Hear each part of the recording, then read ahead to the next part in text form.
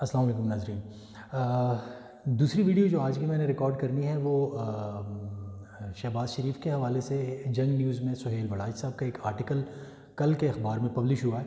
تو اس میں کچھ بہت امپورٹنٹ چیزیں ہیں جس کو ہم تھوڑا سا انالائز کرنے کی کوشش کریں گے، اور اس میں سے بہت سارے سوالات کے اوپر سے جو ہے وہ کافی حد تک جو دھول تھی یا بادل تھے وہ جو آئے ہوئے تھے، جس میں کہ ہمیں وہ پورا منظرنامہ کلیئر نہیں ہو رہا تھا، کافی حد تک وہ چیزیں کلیئر ہو چکی ہیں۔ تو آرٹیکل تو شاید آپ لوگوں نے پڑھا بھی ہوگا، اگر نہیں پڑھا تو آپ جا کے پڑھ لیں۔ اس کا جو عنوان ہے وہ ہے شہباز شریف کہاں پہ کھڑے ہیں، سہیل وڑاج کا آرٹیکل ہے، لیکن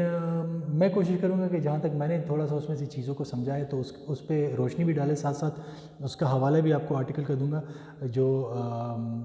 پبلش ہوا ہے۔ تو وہ سہیل وڑاج صاحب کہتے ہیں کہ میری ذہن میں بہت سارے سوالات تھے اور میں یہ پوچھنا چاہ رہا تھا شہباز شریف صاحب سے، تو اتفاق سے وہ کہہ رہے ہیں کہ مجھے موقع ملا پچھلے دنوں شہباز شریف صاحب کے ساتھ ملنے کا، اور پھر انہوں نے وہ سوالات ان سے کر ڈالے اور ان کے جوابات اب وہ ہمارے سامنے انہوں نے رکھے ہیں اپنے آرٹیکل میں۔ وہ پہلا سوال تو انہوں نے یہ کیا ہے کہ کہہ رہے تھے کہ میں یہ پوچھنا چاہ رہا تھا کہ آپ واپس کسی ڈیل کے نتیجے میں تشریف لے کے آئے ہیں یا آپ ویسے ہی واپس آئے ہیں۔ دوسرا وہ یہ کہہ رہے ہیں کہ میں اسے پوچھنا چاہ رہا تھا کہ ان کے یہاں پہ واپسی کا مقصد کیا ہے، پاکستان میں واپس آنے کا شہباز شریف صاحب کا مقصد کیا ہے۔ تیسرا وہ یہ پوچھنا چاہ رہے تھے کہ مستقبل کی سیاسی صف بندی کے لیے آپ آئے ہیں یا آپ کیا کرنے آئے ہیں پاکستان میں، اور کیا واقعی چودھریوں کے ساتھ لیگ کے درپردہ کوئی مذاکرات چل رہے ہیں، چودھری پرویز الہی اور چودھری شجاعت حسین جو ہیں ان کے حوالے سے بات ہو رہی ہے، کاف لیگ کے جو ہیں۔ پھر وہ کہہ رہے ہیں کہ شہباز شریف طاقتور حلقوں کے کتنے قریب ہیں اور کتنے دور ہیں ان سے۔ طاقتور حلقے ہم سب جانتے ہیں کہ اس ملک میں ملٹری اسٹیبلشمنٹ کو کہا جاتا ہے۔ پھر نواز شریف کا جانشین کون ہوگا، یہ بہت امپورٹنٹ ہے، یہ پی ایم ایل این کے انٹرنل پالیٹکس کے اندر کے اوپر بھی جو بہت سارے کمنٹیٹرز کمنٹری کرتے تھے ان کے بھی بہت سارے سوالات کے جوابات یہاں پہ مضمر ہیں۔ اور پھر مریم اور حمزہ کا سیاسی حفظ مراتب کیا ہوگا اور شریف خاندان نے ان کے حوالے سے کوئی فیصلہ کیا ہے یا نہیں کیا ہے۔ تو آپ دیکھ سکتے ہیں کہ یہ سارے کے سارے جو ہے یہ بہت ہی زیادہ امپورٹنٹ سوالات ہیں۔ پھر انہوں نے اس میں سے جو ہے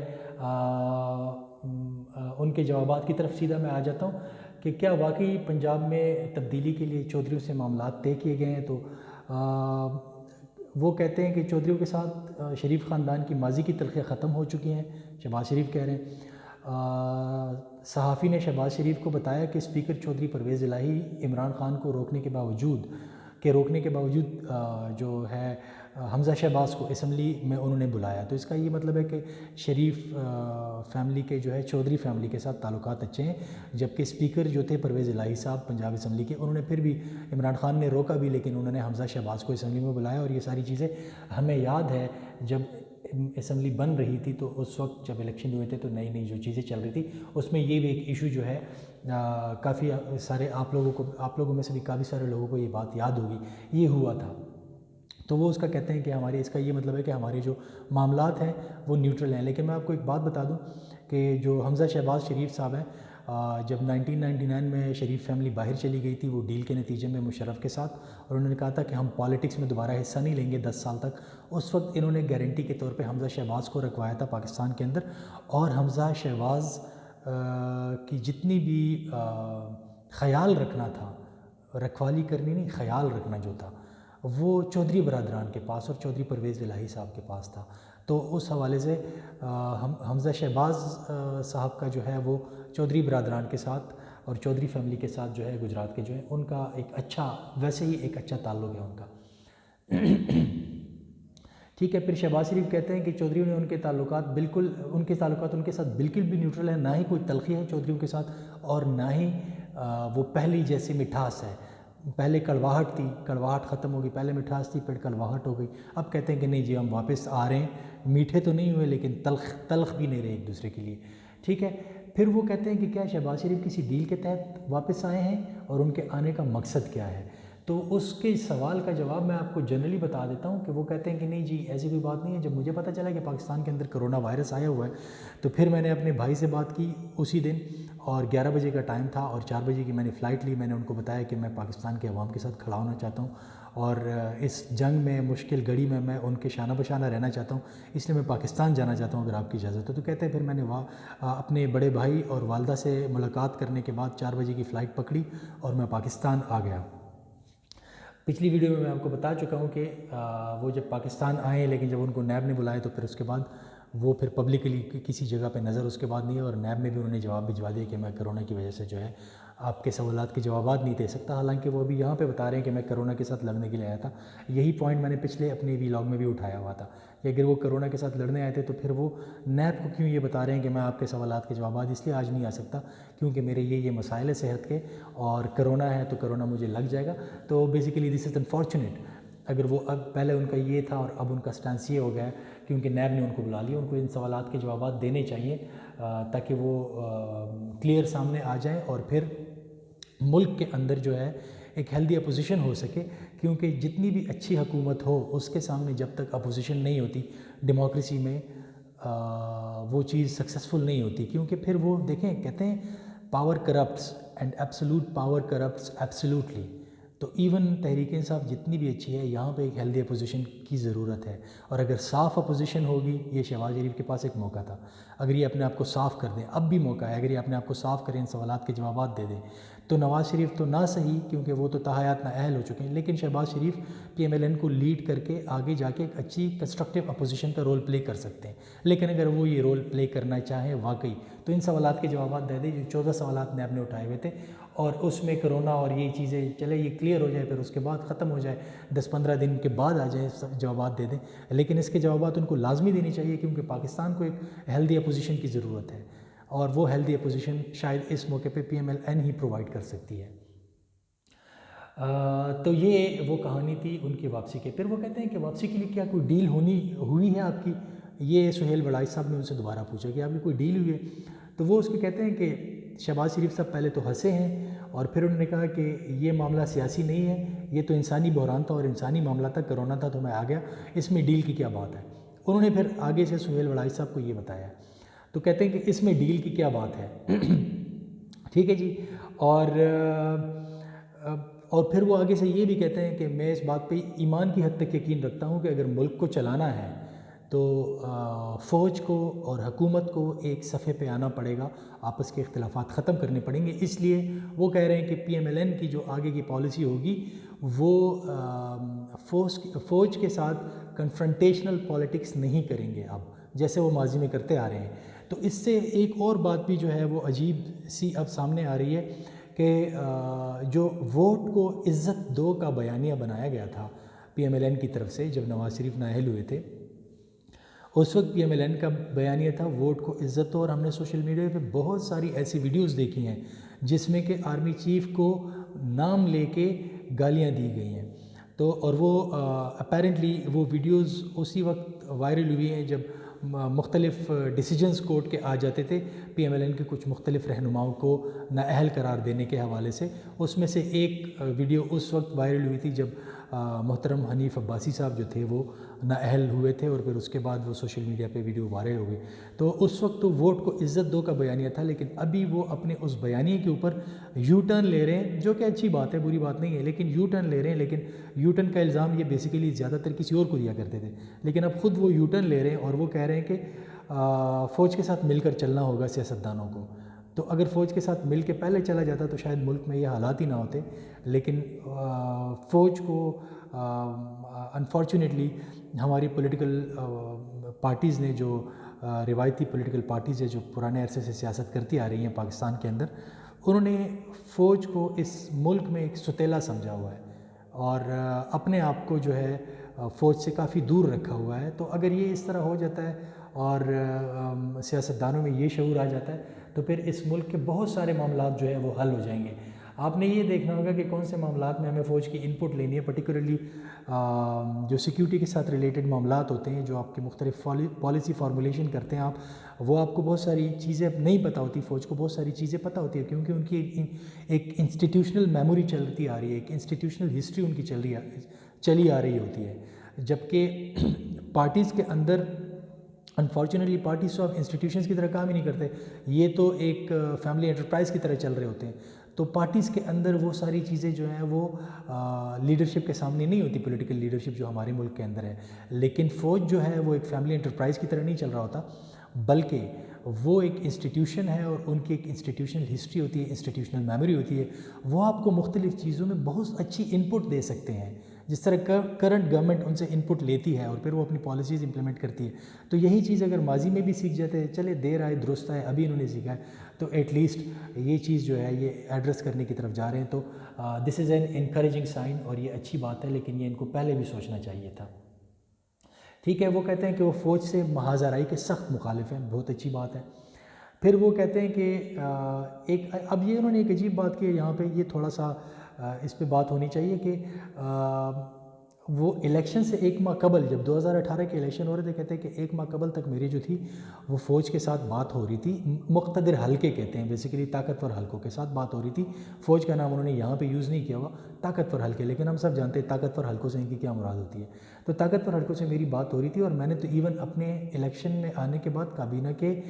ارکان کے نام تک ان کے ساتھ شیئر کر دیے تھے کہ میرے کابینہ میں یہ منسٹرز ہوں گے جب ہم الیکشن جیت جائیں گے. تو اس کا مطلب ہے کہ وہ کہتے ہیں کہ فوج ہمیں الیکشن جتوانا چاہ رہی تھی, جو کہ بہت ہی زیادہ غلط قسم کی بات ہے. یہ ان کو نہیں کرنی چاہیے تھی, بلکہ اس کی وضاحت کرنی چاہیے تھی, یا سہیل وڑائچ صاحب کو اس کی وضاحت کرنی چاہیے, کیونکہ سہیل وڑائچ صاحب کہتے ہیں کہ یہ آئیڈیاز ان کے ہیں, الفاظ میرے ہیں, تو اگر اس میں کوئی بات ہوگی تو اس کا سولی رسپانسبل سہیل وڑائچ صاحب کہتے ہیں کہ مجھے ٹھہرایا جائے, اس میں کوئی ابہام پیدا ہوگا تو مجھے ٹھہرائیں, آپ اس ابہام کا ذمہ دار آپ شہباز شریف کو نہیں ٹھہرا سکتے. تو سہیل وڑائچ صاحب بتا دیں کہ کیا فوج کے ساتھ جب یہ باتیں یہ کر رہے تھے تو کیا یہ کانسٹیٹیوشن کی خلاف ورزی نہیں ہے کہ الیکشن سے پہلے ہی آپ فوج کے ساتھ یہ معاملات طے کرنے جا رہے ہیں. تو شاید یہ ایلیگیشنز کی طرف بات جا رہی ہے دوبارہ, یا انہوں نے اچھے انٹینشن میں کیے, یہاں پہ لکھنے میں غلطی ہوئی, جو بھی ہے, کیونکہ ایک بندے نے بات کی ہے, دوسرے نے لکھی ہے, اور وہ ساتھ میں یہ بھی کہہ رہا ہے کہ اگر کوئی ابہام پیدا ہو جاتا ہے تو اس کا ذمہ دار سولی میں ہوں گا. تو پھر میرا خیال ہے کہ سہیل وڑائچ صاحب کو اس کی ایکسپلینیشن تھوڑی سی دینی چاہیے. اور پھر وہ یہ کہتے ہیں کہ کچھ صحافیوں نے ان کو یہ بتایا کہ ایون عمران خان بھی فوج کے ساتھ اس قسم کی میٹنگز کر رہے تھے, تو یہ بات بھی وہ کلیئر کر دیں, یا تحریک انصاف کی طرف سے اس کی تردید آ جائے کہ نہیں ہم یہ میٹنگ نہیں کر رہے تھے, تو یہ بھی زیادہ ہی بہتر ہوگا پھر. تو اس پہ کوئی ریبٹل آنا چاہیے شہباز شریف کی طرف سے بھی یا تحریک انصاف کی طرف سے بھی, ورنہ پھر اس کو یہی ہے کہ ہم ٹھیک کنسیڈر کریں گے کہ ہاں جی بالکل اس طرح کا ہوتا رہا ہے, اور ان معاملات میں جو ہے وہ فوج مداخلت کرتی رہی تھی. ٹھیک ہے, اور پھر وہ آگے کہتے ہیں کہ جو اس وقت پی ایم ایل این کا بیانیہ بنا ہوا تھا, فوج کو عزت دو والا, جو فوج کو نہیں سوری ووٹ کو عزت دو والا جو ان کا بیانیہ بنا ہوا تھا, فوج کو تو وہ عزت دے رہے تھے, لیکن بیسیکلی وہ دوسری بات کر رہے تھے کہ ووٹ کو عزت دیں, حالانکہ جب وہ فوج کے ساتھ بات کر رہے تھے تو فوج کو عزت ہی دے رہے تھے وہ, لیکن وہ کہہ رہے تھے کہ ووٹ کو عزت دو کا جو بیانیہ ہمارا بنا ہوا تھا, اور اپیرنٹلی کنفرنٹیشنل موڈ پہ ہم لوگ جا رہے تھے فوج کے ساتھ, کہتے ہیں کہ ہمیں اس بیانیے نے بہت زیادہ نقصان ادا کیا ہوا ہے. ٹھیک ہے نا, اور کہتے ہیں کہ میں خود ایک پل کا کردار ادا کر کے پی ایم ایل این اور فوج کے بیچ میں جو اختلافات تھے, شہباز شریف ایک پل کا کردار ادا کر کے اس کو حل کر سکتے تھے, لیکن وہ کہتے ہیں بدقسمتی سے ایسا نہ ہو سکا. اور پھر وہ کہتے ہیں کہ جنرل باجوہ کو جو توسیع دینے کے حوالے سے نون لیگ کا فیصلہ تھا وہ بھی بہت اچھا فیصلہ تھا, اس سے ایک دوسرے پر عدم اعتماد مکمل طور پر ختم ہوا, ختم تو نہیں ہوا لیکن بد اعتمادی جو پہلے تھی وہ اس سے کم ہو گئی ہے. ٹھیک ہے, تو چلیں اب وہ دیکھتے ہیں کہ یہ بد اعتمادی کس حد تک کم ہوئی ہے اور پی ایم ایل این جو ہے وہ آگے کس حد تک جاتی ہے. لیکن اس میں جو زیادہ انٹرسٹنگ سوال تھا, جس کو کہ وہ بھی لکھتے ہیں کہ یہ انٹرسٹنگ تھا اور میرے لیے بھی بڑا انٹرسٹنگ ہے, وہ پی ایم ایل این کی جانشینی کے حوالے سے تھا. ٹھیک ہے نا, کہ شہباز شریف نے بتایا کہ ان کے خاندان کی ایک روایت ہے, میاں شریف نے اپنی وفات سے پہلے نواز شریف کو خاندان کا سربراہ بنایا, اور اب اسی طرح کے تمام خاندانی فیصلے نواز شریف صاحب ہی کرتے ہیں. مجھے اپنی جگہ وزیر اعظم نامزد کرنے کا فیصلہ بھی انہوں نے خود کیا تھا, یہ جب نواز شریف نااہل ہوئے تھے, پھر شاہد خاقان عباسی آئے تھے, اس وقت وہ کہہ رہے ہیں کہ مجھے اپنی جگہ وزیر اعظم بنانے کا فیصلہ بھی انہوں نے خود کیا تھا. لیکن کہتے ہیں پھر میں ان کے پاس گیا, میں نے ان کو بتایا کہ مجھے پنجاب پہ فوکس کرنے دے, اور پنجاب میں نے کافی زیادہ جو ہے وہ ڈیولپمنٹ کام کر لیے ہوئے ہیں, اور ابھی آخری سال ہے, تو مجھے آپ پنجاب پہ ہی فوکس کرنے دے, کسی اور کو وزیر اعظم بنا لیں. تو پھر وہ کہتے ہیں کہ میری اس بات کے ساتھ وہ ایگری کر گئے تھے. ٹھیک ہے نا, تو بہرحال یہ کچھ چیدہ چیزیں تھیں. اس میں ایک جو مجھے اس آرٹیکل کا مقصد نظر آیا ہے وہ یہ کہ اس آرٹیکل کے اندر شہباز شریف صاحب جو ہے وہ بیسیکلی مریم صاحبہ کو یہ پیغام دینا چاہ رہے ہیں کہ پارٹی ان کے ہاتھ میں ہے، اور مریم صاحبہ اور ان کا جو گروپ ہے ان تمام لوگوں کو وہ یہ پیغام دینا چاہ رہے تھے کہ نواز شریف کے ساتھ وہ اتنے زیادہ کلوز ہیں، اور اس وجہ سے نواز شریف کے حوالے سے انہوں نے بہت ساری باتیں بتائی ہیں۔ اب اگر نواز شریف اس کی تردید نہیں کرتے تو اس کا مطلب ہے کہ شہباز شریف کی بات صحیح ہے، اور نواز شریف صاحب ایک سیاستدان ہیں، وہ کبھی بھی کھل کے اپنے اس بھائی کے اس آرٹیکل کی تردید نہیں کریں گے۔ جو پوائنٹس میں ابھی آپ کو بتانے والا ہوں، وہ کہتے ہیں کہ ایک تو آئندہ کے حوالے سے شہباز شریف صاحب جو ہیں وہ بہت ہی زیادہ پر امید ہیں کہ آئندہ، اور وہ کہتے ہیں کہ اگلا 2023 میں جو الیکشن ہے اس میں وہ کہتے ہیں کہ پی ایم ایل این اچھی خاصی میجورٹی کے ساتھ پاور میں آ سکتی ہے، کیونکہ تحریک انصاف کی معاشی پالیسیز جو ہیں وہ کافی زیادہ خراب ہیں، اور ہم 2023 کا جو الیکشن ہوگا ہم اس کے بعد کافی اچھی پوزیشن میں آ سکتے ہیں۔ یہ بات تو یہ تھی۔ پھر انہوں نے یہ کہا کہ میں نے نواز شریف صاحب کو بتایا تھا کہ آپ حمزہ شہباز اور مریم صفدر کے حوالے سے جو مستقبل میں جو ان کی سیاست کا نقشہ ابھر کے آنے والا ہے پارٹی میں کہ اس کو کیا رول ملے گا، اس کے حوالے سے آپ کچھ فیصلہ کر لیں، کیونکہ وہ کہتے ہیں کہ میں اور میرے بھائی کی عمریں تقریباً 70 سال ہو گئی ہیں، تو اب اس کے حوالے سے کوئی نہ کوئی فیصلہ ہونا چاہیے، جس پہ کہ وہ کہتے ہیں کہ نواز شریف صاحب نے کہا کہ وہ پاکستان آ کر اس حوالے سے فیصلہ کریں گے۔ اب دیکھنا ہے کہ وہ پاکستان کب آتے ہیں۔ مجھے تو ویسے نہیں لگتا کہ وہ پاکستان آئیں گے، لیکن دیکھتے ہیں کہ وہ پاکستان کب آتے ہیں، اور پھر وہ اس حوالے سے یہ جو نئی لیڈرشپ پارٹی کے اندر سے ہوگی، کیا وہ شہباز شریف کی فیملی کے حمزہ شہباز کو ملے گی یا وہ مریم صفدر کو ملے گی، ایک بات۔ اچھا لاسٹ تو یہ پی ایم ایل این کے اپنی انٹرنل جو پالیٹکس ہو رہی ہے اس کے اوپر سے بھی بہت ساری جو ہے چیزوں سے ایک قسم سے پردہ اٹھ رہا ہے، لیکن بٹوین دا لائنز مجھے لگتا ہے کہ شہباز شریف صاحب مریم نواز کو اور ان کے حامی جو پارٹی کے اندر مریم نواز کی لیڈرشپ کے حامی ہیں ان کو ایک بڑا سالڈ قسم کا میسیج دیا گیا ہے کہ پارٹی شہباز شریف کے کنٹرول میں ہے، and he is on the driving seat, وہ لیڈ کر رہے ہیں پارٹی کو، اور اب دیکھتے ہیں کہ اس کے بعد جو انٹرنل پالیٹکس پارٹی کے اندر جاری ہے وہ کس سمجھ جائے گی۔ پھر ایک انٹرسٹنگ سوال ان سے یہ پوچھا گیا تھا کہ شہباز شریف کہتے ہیں کہ کیا آپ کو یہ سوال ذہن میں تھا کہ جب آپ پاکستان آئیں گے تو آپ کو جیل بھیج دیا جائے گا؟ تو وہ کہتے تھے کہ ہاں جی مجھے اس بات کا اندیشہ تھا اور اس کے لیے میں ذہنی طور پر تیار بھی تھا۔ تو اگر آپ اس کے لیے ذہنی طور پہ تیار تھے تو میرا خیال ہے آپ کو نیب کے سامنے پیش ہو جانا چاہیے تھا، سوال کے جواب نہ بھی دیتے، پیش ہو جاتے، کچھ کے دے دیتے کچھ کے نہ دیتے، گرفتار ہو بھی جاتے تو کیا ہوتا، قد کاٹ آپ کا مزید بڑھ جاتا، گھٹنا نہیں تھا۔ اور وہ تحریک انصاف کو آپ کی اس وقت کی گرفتاری جو تھی وہ بہت بڑا جھٹکا دے دی تھی ان کی سیاست کو،